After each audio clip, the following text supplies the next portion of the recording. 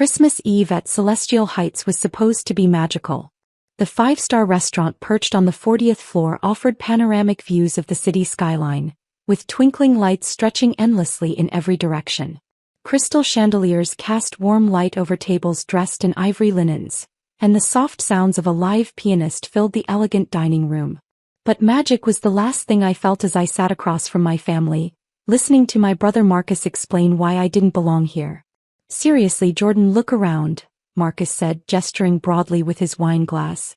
"The prix-fixe menu alone is $300 per person. The wine we're drinking costs more than you probably make in a week." My mother, Patricia, nodded sympathetically. "Marcus is right, honey. We don't want you to feel pressured to spend money you don't have.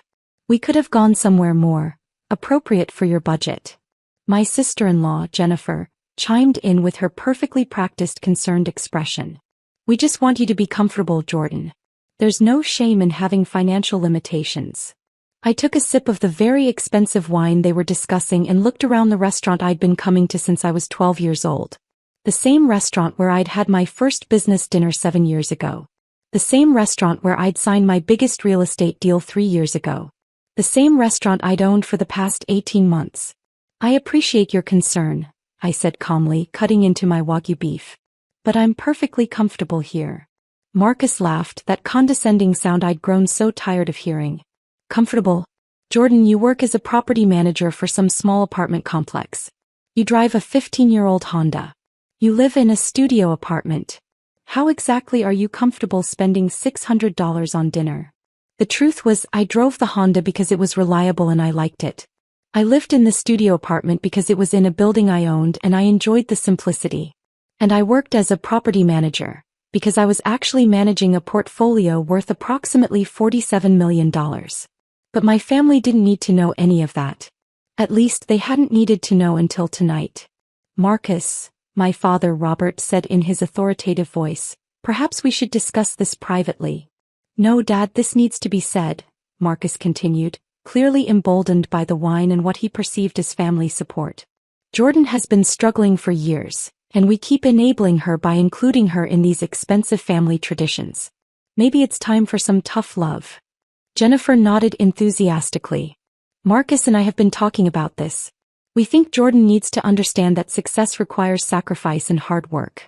She can't keep coasting through life expecting us to subsidize her lifestyle." I almost choked on my wine. "Subsidize my lifestyle? They only knew. What exactly do you propose?" I asked, genuinely curious about where this was heading. "Well," Marcus leaned forward, clearly having rehearsed this speech, "we think you should skip these expensive family gatherings until you get your finances in order. Focus on building a real career instead of whatever it is you're doing now." "A real career," I repeated slowly. "Something with growth potential," Jennifer added helpfully. "Maybe go back to school, get an MBA, learn some marketable skills. Marcus could probably help you get an entry-level position at his firm." Marcus worked at a mid-tier commercial real estate brokerage. He made decent money, around $150,000 a year, which he considered wildly successful. He had no idea that I'd bought and sold properties worth more than his annual salary in single transactions. "That's very generous of you," I said. "What kind of entry-level position were you thinking?" "Well, you'd start as an assistant, obviously," Marcus explained. "Filing, answering phones, maybe some basic data entry. It would be a good way to learn the business from the ground up." The irony was almost too much to bear.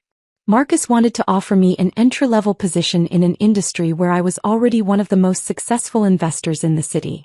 "You know what, Marcus? That's an interesting proposition. Let me think about it." Our waiter, Thomas, approached the table. I'd known Thomas for years. He'd been working at Celestial Heights since long before I bought the place. He was discreet, professional, and had never once indicated to my family that he knew me as anything other than a customer. "How is everything this evening?" Thomas asked politely. "Excellent as always," my father replied. "Though I have to ask, we've been coming here for years and I've always wondered who owns this place. It's so well managed." Thomas glanced at me almost imperceptibly. "The restaurant is owned by Meridian Property Group," he said smoothly. "They've been wonderful to work for." Meridian Property Group was my company. I'd named it after the street where I'd bought my first investment property 8 years ago. Meridian Property Group. My mother mused. I've never heard of them. Are they a large company? They're quite successful in the commercial real estate sector, Thomas replied diplomatically. They own several high-end properties throughout the city. Marcus perked up at this. Commercial real estate? I might know some people there. What's the CEO's name? Thomas looked at me again and I gave him the slightest shake of my head. I believe the CEO prefers to keep a low profile, Thomas said. Very private person. After Thomas left, Marcus continued his lecture about my life choices. See, this is exactly what I'm talking about, he said, gesturing around the restaurant. We're sitting in a place owned by someone who actually understands business, who's built something substantial. Meanwhile, you're content to just exist. Maybe she's happy with her simple life, my mother said, though not unkindly. Not everyone needs to be ambitious, Marcus. But she could be so much more, Jennifer insisted. Jordan is smart enough, she just lacks direction and motivation. I finished my wine and considered my options. I could continue letting them believe what they wanted to believe, maintaining the peaceful status quo that had worked for years. Or I could end this particular conversation once and for all. You know what, Marcus? You're absolutely right. He looked surprised. I am. Yes. I should probably be more ambitious. I should think bigger, take more risks, build something substantial. Exactly. Marcus said, clearly pleased that his tough love approach was working. It's never too late to start building a real future. You're so right, I agreed, reaching into my purse. In fact, I should probably start by showing you all something I've been working on. I pulled out a manila folder and placed it on the table next to the bread basket. What's that? My father asked. Just some paperwork related to a little project I've been involved in, I said casually, opening the folder. The first document was the deed to the building we were currently sitting in. 47 floors of prime downtown real estate, including Celestial Heights Restaurant, purchased by Meridian Property Group 18 months ago for $23 million. I slid the deed across the table to Marcus, who picked it up and began reading. I watched his face change from confidence to confusion to complete shock. This says. He started, then stopped and read again. This says Meridian Property Group owns this building. That's correct, I said, pulling out the next document. But Thomas just said. Marcus looked around wildly as if the restaurant might provide answers. Thomas said the restaurant is owned by Meridian Property Group, I confirmed. Which it is. I handed him the second document, the corporate filing papers for Meridian Property Group, clearly listing Jordan Patricia Morrison as founder and CEO. The silence at our table was deafening. My parents leaned over to see what Marcus was looking at, and I watched their expressions mirror his journey from confusion to disbelief. Jordan, my mother said slowly, what exactly is this? This is my company, Mom. I founded Meridian Property Group 6 years ago. We specialize in acquiring and managing high-end commercial real estate. But you said you were a property manager, Jennifer stammered. I am a property manager, I replied. I manage properties. Just more properties than you realized. I pulled out the third document, a portfolio summary showing all of Meridian's current holdings. 15 commercial properties including this building, 2 hotels, an office complex and several luxury apartment buildings. Total portfolio value, $47 million. Marcus stared at the papers like they might disappear if he blinked. This can't be real. It's quite real, I said, signaling Thomas, who approached immediately. Yes, Ms. Morrison? The use of my name caused another ripple of shock around the table. Thomas, could you please bring us a bottle of the 2015 Bordeaux from the private reserve? The one we discussed last week. Of course, Ms. Morrison. Right away. After Thomas left, my family sat in stunned silence. The private reserve? My father finally asked. I keep a small collection of wines here for special occasions, I explained. Tonight seems like a good time to break one out. Jordan, my mother said, her voice barely above a whisper, how long have you owned this restaurant? 18 months. Though I've been a regular customer for much longer, obviously. Marcus was still staring at the portfolio summary. It says here you own the Grandview Hotel. I do. And the Pacific Office Tower. Also mine. The Meridian Luxury Apartments. I named the company after that building, actually. It was my first major acquisition. Jennifer looked like she might faint. But how? Why didn't you tell us? You never asked, I said simply. And to be honest, I was curious to see how you'd treat me if you thought I was unsuccessful. The wine arrived, and Thomas made a show of presenting it properly before opening it with practiced precision. He poured a small amount for me to taste, and I nodded my approval. Excellent choice as always, Ms. Morrison, he said, filling our glasses. After he left, Marcus finally found his voice. So when I offered you an entry-level job at my firm, you offered someone who owns $47 million in real estate a position answering phones and filing papers, I finished. Yes, that was interesting. Oh my God, Jennifer said, covering her face with her hands. We told you that you needed to learn about business and get some marketable skills. You did indeed. My father, who had been quiet through most of the revelations, finally spoke. Jordan, I don't understand. Why the secrecy? Why let us think you were struggling? I took a sip of the exceptional wine and considered how to answer. Dad, do you remember when I was in college and I told you I wanted to study real estate and investment? Vaguely. You told me it was a man's field, that I should focus on something more suitable for women. Marketing maybe, or teaching. My father's face reddened slightly. That was different times, Jordan. I was trying to protect you. And Marcus, do you remember when I graduated and told you I was interested in commercial real estate? Marcus nodded reluctantly. You laughed. You said I didn't have the connections or the capital to succeed in commercial real estate. You suggested I get a job as someone's assistant and maybe work my way up over 10 or 15 years. I was trying to be realistic, Marcus said defensively. And Mom, when I bought my first investment property 8 years ago, a small duplex, what did you say? My mother looked uncomfortable. I said it seemed risky. That you should focus on stable employment instead of speculating in real estate. Right. So when I started having success, when I began acquiring larger properties and building my portfolio, I decided to keep it quiet. I wanted to see if my family would support me and believe in me without knowing about my financial success. The painful truth hung in the air between us. Instead, I continued, I discovered that when you thought I was struggling, you saw me as someone who needed tough love and basic life advice.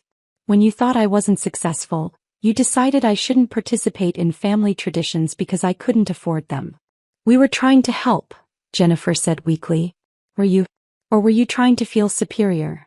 Marcus set down his wine glass heavily. That's not fair, Jordan. Isn't it?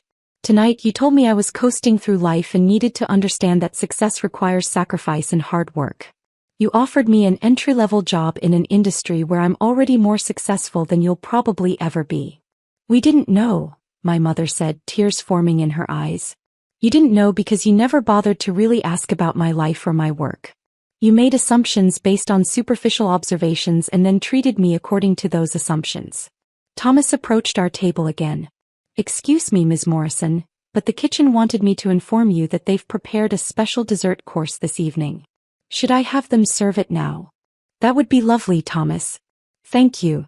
As Thomas walked away, my father shook his head in amazement. The staff all know you.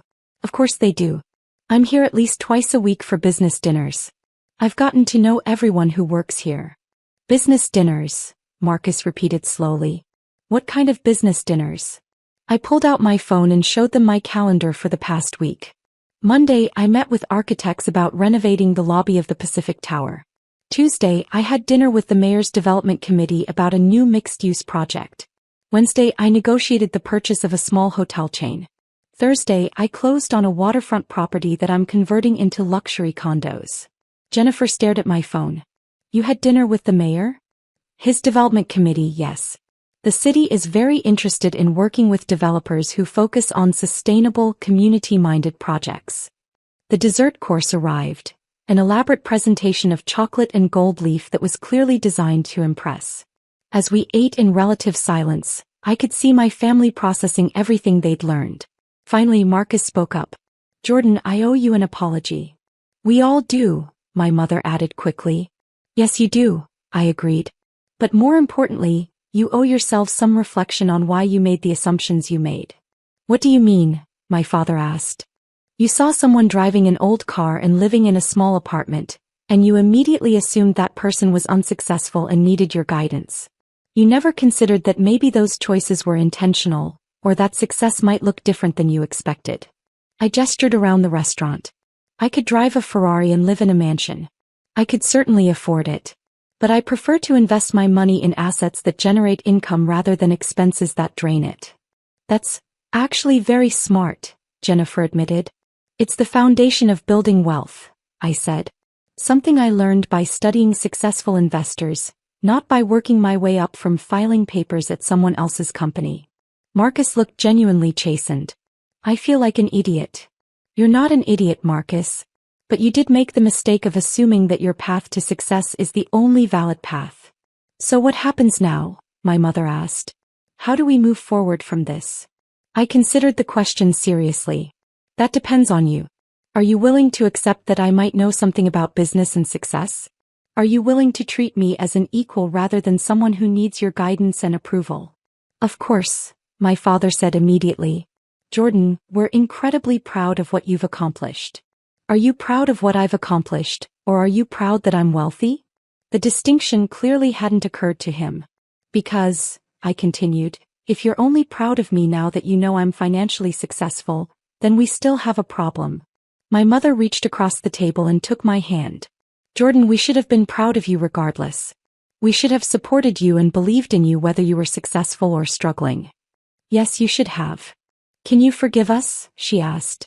I can forgive you. But I need you to understand that respect isn't something you earn through wealth. It's something you give to people because they're human beings who deserve it. Marcus nodded solemnly. You're right. We treated you poorly. And it had nothing to do with money and everything to do with our own prejudices and assumptions. That's a good start, I said. As we finished dessert and prepared to leave, Thomas approached with the check. Out of habit, my father reached for it, but I intercepted. I've got this, I said. Jordan, you don't need to, Marcus started. Marcus, I interrupted gently, I own the restaurant. I think I can handle the check. As we walked toward the elevator, my family still seemed to be processing everything they'd learned. The revelation that their unsuccessful daughter was actually a millionaire real estate mogul was clearly going to take some time to fully absorb. In the elevator, Jennifer finally asked the question I'd been waiting for. Jordan, what made you want to get into real estate? I've always been fascinated by the idea that you can create value by improving spaces and bringing communities together, I said. Every property I buy, I ask myself, how can I make this better? How can I make it serve the community more effectively? Is that why you bought this building? Partly. But mainly because Celestial Heights was struggling under its previous ownership. The building was underutilized and the restaurant wasn't reaching its potential. I saw an opportunity to preserve something beautiful while making it more successful. And the other properties? Each one was a puzzle to solve. The Grandview Hotel was a classic property that needed modernization. The Pacific Tower was an office building that could benefit from mixed-use development. The Meridian Apartments were luxury units in a neighborhood that was just starting to gentrify. My father listened intently. You're not just buying and selling. You're actually developing and improving communities. That's the goal. Anyone can flip properties for quick profits. I'm more interested in creating long-term value. As we reached the ground floor and walked toward the parking garage, Marcus asked, "What's your next project?" I'm looking at a waterfront area that's been underdeveloped for years. The city wants to see mixed-use development that includes affordable housing, retail spaces, and public areas. It's a complex project, but it could really transform that part of the city. That sounds incredible, my mother said. How did you learn to do all of this? Books, mentors, trial and error, and a lot of careful analysis, I replied. The same way anyone learns anything complex. When we reached our cars, we stood in the parking garage for a moment, the evening air cool after the warmth of the restaurant. Jordan, my father said, I want you to know that I'm proud of you. Not because of your financial success, but because of the thoughtful, strategic way you've built your business. You're creating something meaningful. Thank you, Dad. That means a lot. Marcus stepped forward. And I want to formally withdraw my job offer, he said with a self-deprecating smile. I think you're probably overqualified. Just slightly, I agreed, laughing. But seriously, he continued, I'd love to learn from you. Maybe you could show me some of your properties sometime? I feel like I could learn a lot about real estate development from watching how you approach it. I'd like that, I said, and I meant it. As we prepared to go our separate ways, my mother hugged me tightly. I'm sorry we almost missed seeing how amazing you are, she whispered. You didn't miss it, I told her. You're seeing it now. Driving home in my reliable Honda, I reflected on the evening. My family had learned an important lesson about assumptions and respect, and I had learned that sometimes you have to reveal your hand to change the game. But most importantly, we had all learned that success comes in many forms, and that the most valuable thing you can give someone is not financial advice or tough love, but simply the belief that they're capable of great things. The city lights sparkled below as I drove through downtown, past several buildings that I owned, toward my small studio apartment that I loved. Tomorrow I would continue building my empire, one thoughtful investment at a time. But tonight I was just grateful that my family finally knew who I really was. 2 weeks later, Marcus called me with an unusual request. Jordan, I know this might sound crazy, but would you consider letting me work with you on that waterfront development project? I could take a leave of absence from my firm. I want to learn how to do what you do. Are you sure you want to start at the bottom, learning from your little sister? I'm sure. Jordan, I'm ready to actually listen this time. 6 months later, we broke ground on the Morrison Waterfront Development, a mixed-use community that would include affordable housing, retail spaces, and a public park. The project was featured in the city's planning magazine, with a photo of Marcus and me standing in hard hats next to the construction sign. The caption read, "Local developers Jordan and Marcus Morrison bring family business approach to community development." Marcus framed the article and hung it in his new office at Meridian Property Group. It was right next to a photo from last Christmas dinner at Celestial Heights, a much happier family portrait taken after all the secrets were finally revealed. In the photo, we're all raising our glasses in a toast. But if you look closely, you can see we're not just celebrating the holiday. We're celebrating the understanding that success isn't about what you drive or where you live or how much money you make. It's about building something meaningful, treating people with respect, and having the courage to see beyond assumptions. And sometimes, it's about owning the restaurant where your family learns those lessons.